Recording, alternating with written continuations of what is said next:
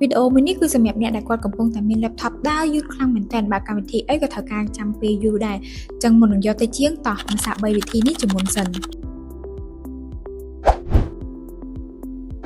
មានទី1បិទ Startup Program ដែលមិនចាំបាច់កម្មវិធីជាច្រើននឹងត្រូវបើកដោយស្វ័យប្រវត្តិនៅពេលដែលយើងបើកសិនដំណើរការអញ្ចឹងអ្នកទាំងអស់គ្នាអាចចូលទៅកាន់ Task Manager ហើយធ្វើការ Startup វាបានហើយមួយទៀតអ្នកទាំងអស់គ្នាត្រូវ disable កម្មវិធីដែលមិនចាំបាច់ចោលអញ្ចឹងអាចជួយជំរុញឲ្យ laptop របស់យើងនឹងអាចដើរលឿនជាងមុនបានជំហានទី2លុប file និង app ដែលមិនប្រើ Storage Ping អាចធ្វើឲ្យម៉ាស៊ីនរបស់យើងនឹងដើរយឺតដូចគ្នាអញ្ចឹងយើងត្រូវលុប file ដែលចាស់ៗចោលក៏ដូចជា uninstall app ដែលយើងមិនប្រើធ្វើឲ្យ space របស់យើងនឹងមានទំហំច្រើនជាងមុនcomment របស់យើងនឹងក៏ល្អជាងមុនដែរមានទី3គឺ update system ក៏ដូចជា scan virus អញ្ចឹងអ្នកទាំងអស់គ្នាត្រូវការ update Windows ក៏ដូចជា run antivirus scan ព្រោះអញ្ចឹងទៅដើម្បីការពារ malware ក៏ដូចជាការលម្អប្រព័ន្ធឲ្យមានភាព stable តែអ្នកទាំងអស់គ្នាអាចធ្វើការ upgrade RAM ឬក៏ប្ដូរពី HDD ទៅ SSD បានសាកអនុវត្ត3ជំហាននេះហើយ comment នៅខាងក្រោមបានកុំភ្លេចចុច follow ដើម្បីទទួលបាន tip ជាច្រើនផ្សេងទៀត